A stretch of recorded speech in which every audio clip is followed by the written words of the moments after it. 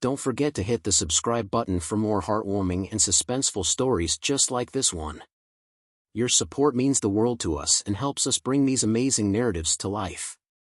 The Arctic tundra stretched endlessly, a vast expanse of blinding white that seemed devoid of life except for the occasional howl of the wind. The storm had passed, but it left behind an eerie silence, the kind that makes even the toughest souls feel small. Amidst the emptiness, there lay a tiny, fragile figure, a polar bear cub, its fur matted with frost, and its small body shivering uncontrollably. It had been wandering alone for hours, maybe days, its cries lost in the vast wilderness. The cub's mother was nowhere to be seen. Perhaps she had succumbed to the harsh realities of a melting Arctic, where survival had become a game of chance even for the fiercest predators. The little bear stumbled, its legs trembling from exhaustion, collapsing into a heap of fur and snow. Its breaths were shallow, and its eyes, once bright with the curiosity of a young life, were now dulled by hunger and cold. Time was running out. Miles away, in a remote research outpost, Dr. Ethan Cole was reviewing climate data on his computer. Ethan, a wildlife biologist, had dedicated his life to studying the Arctic's rapidly changing ecosystem. For years, he had documented the shrinking ice sheets, the starving polar bears, and the hauntingly quiet disappearance of a once thriving habitat. Yet, despite his professional detachment, he couldn't shake the deep sense of loss that came with each piece of data. It wasn't just numbers, it was life, fragile, irreplaceable, and vanishing before his eyes. Ethan's focus was interrupted by a faint, persistent sound, something unusual in the frozen stillness outside. At first, he dismissed it as the wind playing tricks on him, but then it came again, a faint, desperate cry. Grabbing his coat and stepping into the bone-chilling cold, he followed the sound, his heart pounding with both fear and hope. The Arctic was unforgiving, and he knew that whatever he found might not be alive. But he couldn't ignore it. As he trudged through the snow, the cries grew louder, more heart-wrenching. Finally, he saw it, a small bundle of white fur barely visible against the icy landscape. Ethan's breath caught in his throat. A polar bear cub, no more than a few months old, lay motionless except for the faint rise and fall of its tiny chest. It was alive, but just barely. Ethan approached cautiously, his movements slow and deliberate. He knew the risks, a mother bear could be nearby, and an encounter with her would be deadly. But as he scanned the horizon, there was no sign of any other bears. The cub was truly alone. Kneeling in the snow, Ethan reached out a gloved hand. The cub flinched at first, a weak growl escaping its throat, but it lacked the energy to resist.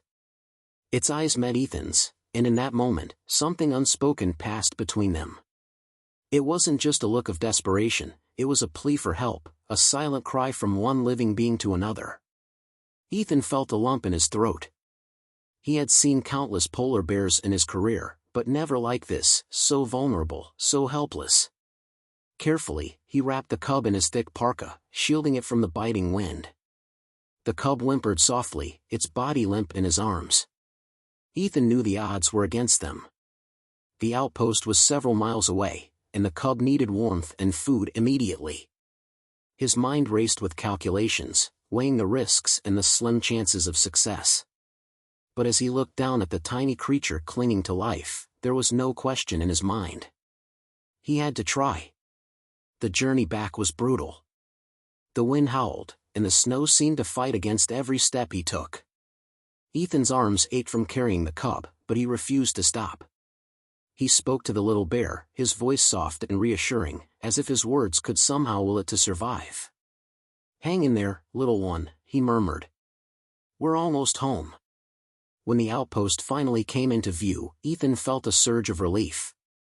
Inside, he quickly set up a makeshift nest of blankets near a heater and carefully placed the cub on it. The warmth seemed to revive it slightly, and it let out a faint, pitiful cry. Ethan prepared a rehydration solution and began feeding the cub drop by drop, watching anxiously as it struggled to swallow. It was a long, painstaking process, but he could see the tiniest spark of life returning to the cub's eyes. As the hours passed, Ethan kept a close watch, his own exhaustion forgotten in the face of the cub's fragile fight for survival. He knew this was only the beginning. The cub would need weeks of care, and its chances of returning to the wild were slim. But for now, it was alive. And in a world where survival was becoming increasingly rare, that was enough. The morning light filtered through the frosted windows of the outpost, casting a soft glow over the small polar bear cub curled up in the makeshift nest. Ethan had stayed up all night, watching over it like a worried parent. He had seen the Arctic at its harshest, storms that could rip apart steel, predators that showed no mercy, and ice that could swallow a man whole. But nothing had prepared him for this fragile life, now utterly dependent on him for survival. The cub stirred weakly, letting out a soft whimper. Ethan approached slowly, his movements careful and deliberate, not wanting to startle it. The cub's bright black eyes followed him, a mix of fear and curiosity flickering in its gaze.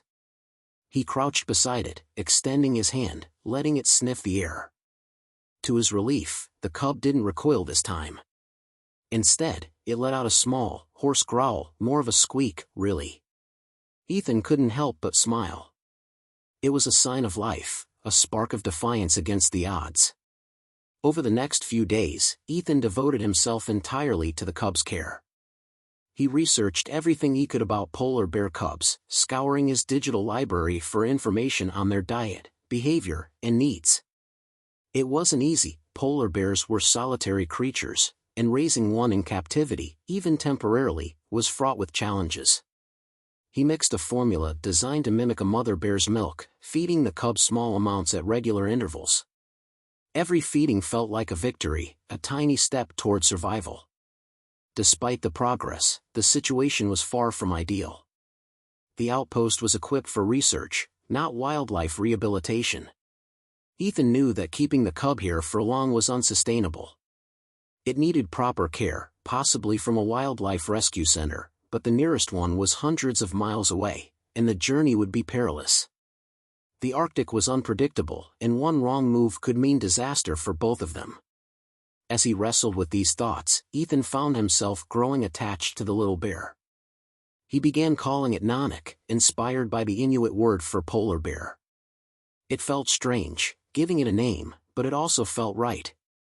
Nanak was no longer just a data point or a fleeting encounter in the wild, it was a living, breathing being with a personality of its own. Ethan marveled at how quickly it adapted, how it learned to trust him despite the fear and trauma it had endured. One night, as the wind howled outside and the temperature plummeted, Ethan sat beside Nanak, his hand resting lightly on the cub's back. The little bear was fast asleep, its tiny body rising and falling with each breath. Ethan stared into the flickering light of the heater, his mind racing with questions. What had happened to Nanak's mother? Had she fallen victim to the melting ice or a rival predator? And what kind of future awaited a polar bear born into a world where its home was disappearing? Ethan couldn't ignore the grim reality of the situation. The Arctic was warming at an alarming rate, and polar bears were among the first to suffer the consequences. The ice that they relied on for hunting was vanishing, forcing them to travel farther and riskier distances in search of food. Many didn't make it. Nanak's story wasn't unique, it was a reflection of a much larger crisis, one that Ethan had dedicated his life to studying but had never felt so personally connected to until now. As the days turned into weeks, Ethan and Nanak fell into a routine. The cub grew stronger, its playful side emerging as it gained confidence. It would paw at Ethan's boots, tugging at his laces with surprising determination, or nuzzle against his hand when it wanted attention. Ethan couldn't help but laugh at its antics, even as he worried about what lay ahead. He knew he couldn't keep Nanak forever. The outpost was no place for a polar bear, and the longer it stayed, the harder it would be to reintroduce it to the wild. One evening, Ethan received a call on his satellite phone. It was from a colleague at a wildlife rescue center in Canada. They had heard about Nanak through mutual contacts and were willing to help, but there was a catch. The only way to transport the cub was by a small plane that would need to land on a frozen lake near the outpost. The timing had to be perfect. If the ice was too thin or the weather turned bad, the mission would be impossible. Ethan felt a knot of anxiety form in his stomach. The thought of saying goodbye to Nanak was painful, but he knew it was the right thing to do. The cub deserved a chance to grow up in an environment where it could learn the skills it needed to survive in the wild. But the logistics were daunting. He would need to coordinate with the pilot, prepare Nanak for the journey, and ensure that everything went smoothly. One mistake could mean disaster. As he hung up the phone, Ethan glanced over at Nanak, who was gnawing on an old glove he had left on the floor. The cub looked up at him, its eyes shining with curiosity and mischief. Ethan smiled, but his heart felt heavy. The bond they had formed was unlike anything he had ever experienced, and the thought of letting go was almost unbearable. But he knew that true compassion often meant making the hardest choices. The plan was set. The plane would arrive in 3 days, weather permitting. Ethan spent those days preparing, making sure Nanak was healthy and strong enough for the journey. He talked to the cub constantly, as if it could understand him, telling it about the rescue center and the new life that awaited it. "You're going to be okay, little one," he whispered one night as he stroked Nanak's soft fur. "You're going to have a chance." As the day of the rescue approached, Ethan couldn't shake the feeling of dread that something might go wrong. The Arctic was unpredictable, and even the best-laid plans could be undone by a sudden storm or a crack in the ice. But he pushed those fears aside, focusing on what needed to be done. Nanak's life depended on it. The day of the rescue dawned cold and clear, the kind of day that felt like a gift in the unpredictable Arctic. Ethan had barely slept the night before, his mind racing with worry about the challenges ahead. The plane was scheduled to land on the frozen lake just a mile from the outpost, a delicate operation that relied entirely on the ice being stable enough to support its weight. A single miscalculation could end in catastrophe. Nanak, oblivious to the tension in the air, seemed more playful than ever that morning. The cub had taken to pouncing on Ethan's boots whenever he stopped moving, its tiny growls full of determination. Ethan laughed softly, trying to mask his nervousness. "You're going to be the feistiest bear in that rescue center," he said, scratching behind Nanak's ear. The cub responded with a gentle nuzzle, a gesture that made Ethan's chest tighten.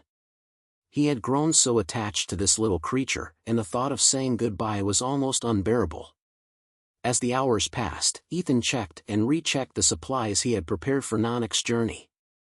A small insulated crate lined with blankets would keep the cub warm during the flight, and he had packed enough formula and water to last the trip. He also included a handwritten note for the rescue team, detailing everything he had observed about Nanak's health and behavior. It felt strange, almost like writing a letter about a child he was sending off to a new home. The distant hum of the plane's engine broke through the silence, growing louder as it approached. Ethan stepped outside, shielding his eyes against the glare of the sun on the snow.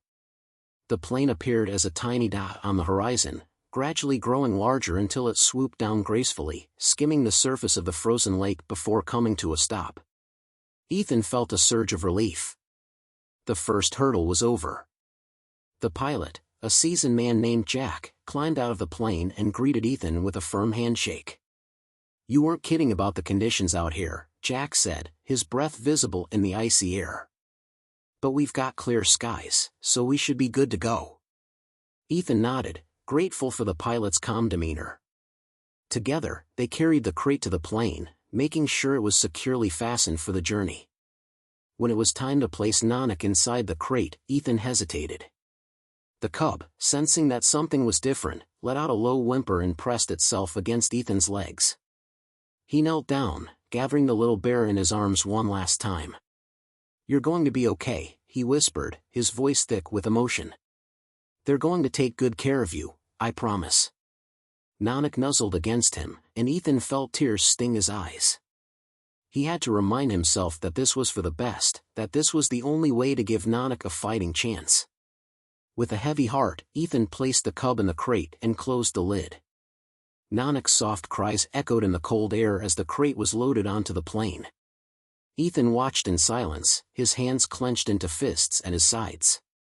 He wanted to believe he was doing the right thing, but it didn't make the pain of letting go any easier. Jack climbed back into the cockpit, giving Ethan a thumbs up. "We'll get him there safe," he said. Ethan nodded, unable to find the words to respond. The plane's engine roared to life, and it began to taxi across the frozen lake. Ethan stood motionless, watching as the plane lifted off the ground and disappeared into the horizon, taking Nanak with it. The silence that followed was deafening. Ethan stood there for a long time, staring at the empty sky, his mind flooded with memories of the little cub that had turned his world upside down. He thought about the nights spent worrying over its fragile health, the moments of connection that had transcended the barriers between species, and the overwhelming sense of purpose he had felt in caring for it. As he walked back to the outpost, Ethan felt a profound emptiness settle over him. The place seemed quieter now, devoid of the playful energy that Nanak had brought into his life. He sat down at his desk, staring at the screens filled with data and graphs that had once consumed his attention. It all felt so insignificant now, compared to the life he had just sent away. But as the hours passed, a new feeling began to take root, one of hope. Nanak's journey was far from over, and neither was Ethan's. He still had a role to play in this story, whether it was through his research, his advocacy, or the stories he shared with the world. The fight to save the Arctic, and the creatures that called it home, was far from over. And if Nanak could survive against the odds, maybe there was hope for the future after all. The outpost felt colder and quieter in the days following Nanak's departure. The absence of the cub's playful energy was a constant reminder of how deeply he had impacted Ethan's life in such a short time. Every corner of the station seemed to echo with memories, Nanak's tiny paw prints in the snow outside, the way he'd curl up in the warmth of the heater, and those curious, soulful eyes that seemed to understand far more than they should. Ethan tried to busy himself with his research, but the graphs and figures on his screens felt lifeless, their importance dwarfed by the weight of what had just happened. Still, life in the Arctic demanded focus. The ice was unpredictable, storms were brewing on the horizon, and Ethan had to prepare his outpost for the increasingly harsh conditions. Yet, no matter how much he tried to concentrate, Nanak was never far from his thoughts. He couldn't help but wonder how the cub was adjusting. Was it eating? Was it safe? Did it feel scared, abandoned? These unanswered questions gnawed at him, even as he told himself that he had done the right thing. Then, a week after the plane had disappeared into the horizon, an email arrived. Ethan was finishing a routine check of his instruments when his laptop chimed, alerting him to a new message. He almost ignored it, assuming it was another automated weather update, but something about the subject line made him pause. Update on Nanak. His heart raced as he opened the email, his hands trembling slightly. The message was from Dr. Harper, the head veterinarian at the Wildlife Rescue Center. Dear Ethan, I'm happy to report that Nanak has arrived safely and is doing well. He was understandably nervous at first, but after a thorough medical evaluation and some rest, he's showing signs of settling in. He's eating regularly, gaining strength, and already showing a playful curiosity about his surroundings. Your care undoubtedly gave him the best chance for survival, and we're grateful for all the detailed notes you provided. They've been invaluable in helping us care for him. We'll keep you updated on his progress. Best regards. Dr. Harper. Ethan leaned back in his chair, a wave of relief washing over him. For the first time in days, he allowed himself to smile. Nanak was safe. The little cub that had once seemed so fragile and helpless was now on the path to recovery, surrounded by experts who could give him everything he needed. Ethan's chest swelled with pride and gratitude. It was as if a weight he hadn't realized he was carrying had been lifted. Over the next few weeks, Ethan received regular updates from the rescue center. Photos and videos of Nanak began to arrive in his inbox, showing the cub exploring his new enclosure, playfully swatting at toys, and even interacting with other young polar bears. Each update was like a lifeline, a reminder that his efforts had mattered. Nanak was thriving, and that knowledge filled Ethan with a renewed sense of purpose. The more he thought about it, the more he realized that Nanak's story wasn't just about one cub's survival, it was a microcosm of the larger battle for the Arctic itself. The melting ice, the shrinking habitats, the countless other bears who weren't as lucky as Nanak, all of it weighed heavily on Ethan's mind. He began to share Nanak's story with the world, posting the updates and videos on social media, along with heartfelt messages about the urgent need to protect the Arctic and its inhabitants. The response was overwhelming. Messages of support poured in from people around the globe, moved by the tale of a tiny cub rescued against all odds. News outlets picked up the story, and Ethan found himself being interviewed for articles and even a documentary. He hadn't set out to become an advocate, but Nanak's journey had inspired him to use his voice and his platform to make a difference. The rescue center continued to keep Ethan informed as Nanak grew stronger and more independent.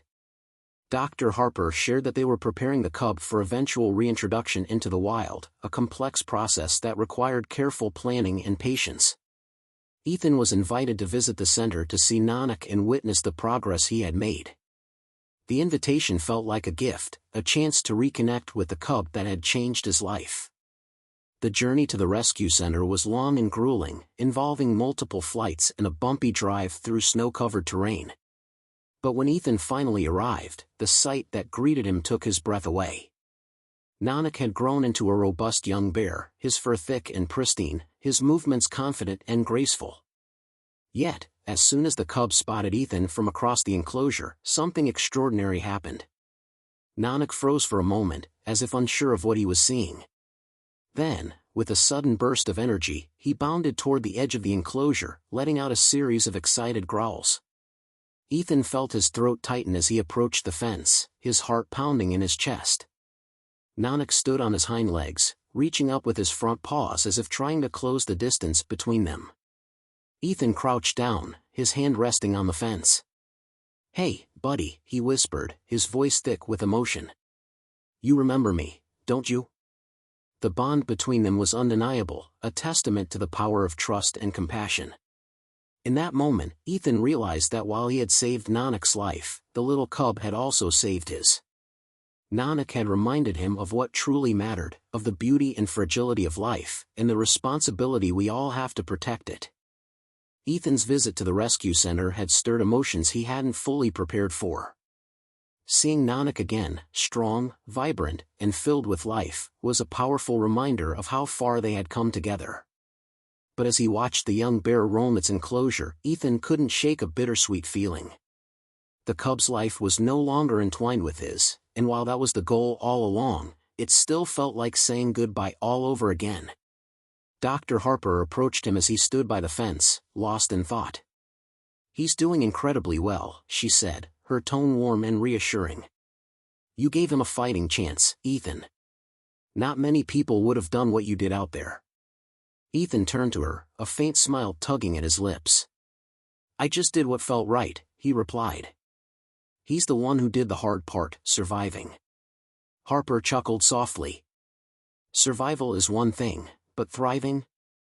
That's what we're working toward now. And he's on the right path. We're planning to start the acclimation process soon. It's the next big step before we release him back into the wild."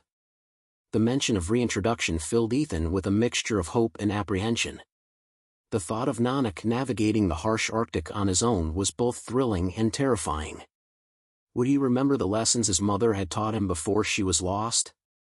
Would he find the strength to endure the challenges that awaited him? Harper seemed to sense his unease. "We don't take this step lightly," she said. "Reintroduction is a careful, gradual process.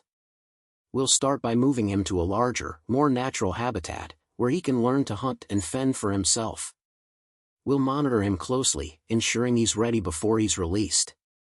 And when the time comes, he won't be completely alone.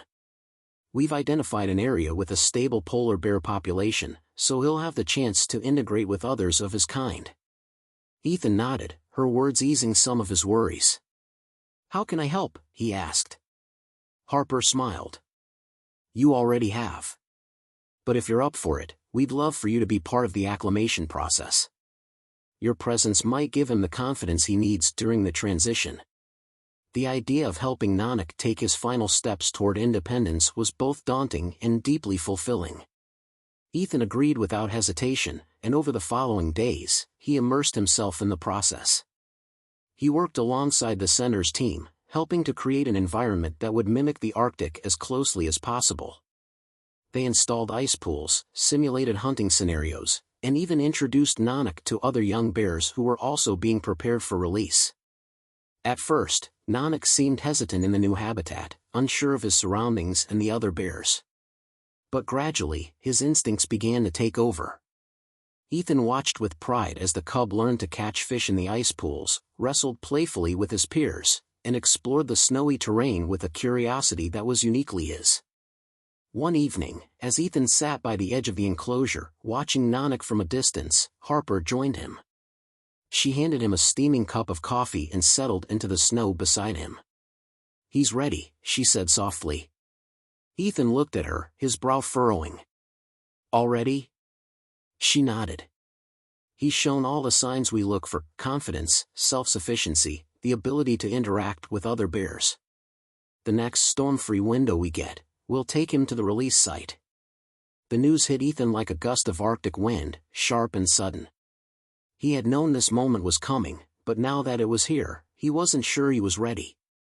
When the day of the release arrived, the entire team gathered to see Nanak off. Ethan stood by the transport crate, his hand resting on its side as the cub looked out at him through the slats. "You're going to be amazing out there," Ethan said, his voice thick with emotion. "You've got this." Nanak let out a low growl, as if acknowledging his words. Ethan smiled, blinking back the tears that threatened to fall. The journey to the release site was long and quiet, the weight of the moment pressing down on everyone in the transport vehicle. When they arrived, the sun was just beginning to rise, casting the icy landscape in hues of gold and silver. It was breathtaking, vast, untouched, and wild.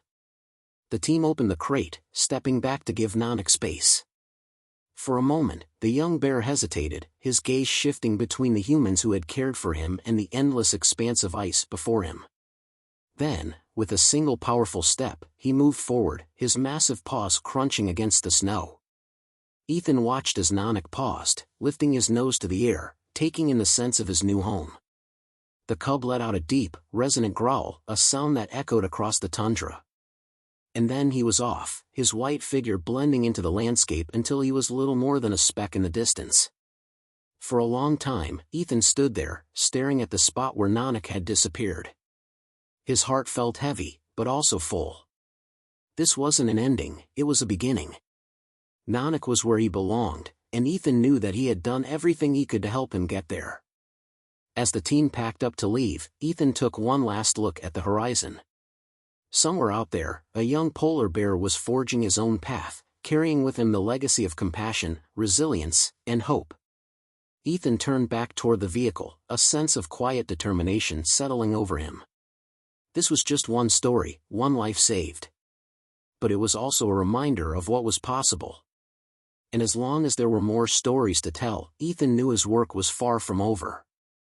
The days following Nanak's release were a mix of emotions for Ethan. Back at his outpost, he often found himself staring out at the endless expanse of snow and ice, wondering how the young cub was faring in the wild. Had he managed to find a steady food source? Was he avoiding the dangers that lurked in the unforgiving Arctic? These questions kept Ethan awake at night, but he took solace in knowing that the rescue center's tracking team was monitoring Nanak's movements. Dr. Harper had assured him that the GPS tracker attached to Nanak would provide valuable data about the cub's progress. For the first few weeks, the updates were promising. Nanak was traveling steadily, covering large distances and pausing in areas known for good hunting opportunities.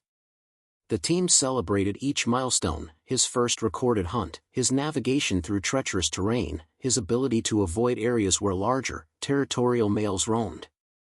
It was clear that Nanak's instincts were sharp, his resilience undeniable. But as the weeks turned into months, the updates began to slow. The Arctic was vast and unpredictable, and sometimes the signal from the tracker would fade temporarily. The team explained that this was normal, but Ethan couldn't help but feel a pang of anxiety each time a gap in the data occurred. He had grown attached to the little cub's story, and the thought of not knowing his fate was almost unbearable. Then, one cold morning, Ethan received an email that made his heart race. The subject line read, "Incredible update on Nanak." He opened it with trembling hands, his eyes scanning the message from Dr. Harper. "Dear Ethan, I wanted to share some extraordinary news with you. Nanak's tracker recently picked up a series of movements indicating he's thriving in his new environment. But what's even more remarkable is that he's been observed traveling with another polar bear, a young female. This kind of bonding is rare and incredibly promising. It's a testament to his strength and adaptability, as well as the foundation you helped provide. We'll continue to monitor him closely, but it seems that Nanak has found not just survival, but a sense of connection in the wild. Best regards. Dr. Harper. Ethan felt a wave of relief and joy wash over him. The idea of Nanak not just surviving but forming a bond with another bear was beyond what he had dared to hope for. It was as if the cub's journey had come full circle, once alone and vulnerable, now part of something larger, something that would ensure his legacy in the Arctic. As he sat at his desk, Ethan found himself reflecting on everything that had led to this moment. The storm that had brought Nanak into his life, the countless hours spent caring for him, the difficult decision to let him go, all of it had been worth it. Nanak's story was a reminder of the resilience of life, even in the face of overwhelming odds. Ethan decided to share the update with the world. He wrote a heartfelt post on his blog, accompanied by photos and videos from Nanak's journey. The response was overwhelming. People from all over the globe reached out with messages of support, sharing how the story had inspired them to care more deeply about the environment and the creatures that called it home. One message stood out to Ethan, a letter from a young boy in Alaska. Dear Mr. Ethan, I read about Nanak, and it made me think about how I can help polar bears too. I want to do a school project about them and tell my friends why it's important to protect the ice. Thank you for saving him. You're my hero. Ethan felt a lump rise in his throat as he read the words.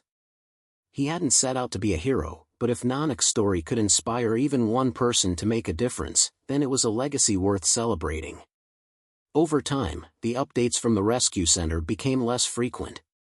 Nanak's tracker eventually stopped transmitting, likely due to the harsh conditions in the Arctic. But Ethan didn't see this as a loss. Instead, he imagined the young bear out there, thriving in the wild, a symbol of hope and resilience. Ethan continued his work in the Arctic, but his perspective had shifted. He was no longer just a researcher collecting data. He was an advocate, a storyteller, and a protector of the fragile world he called home.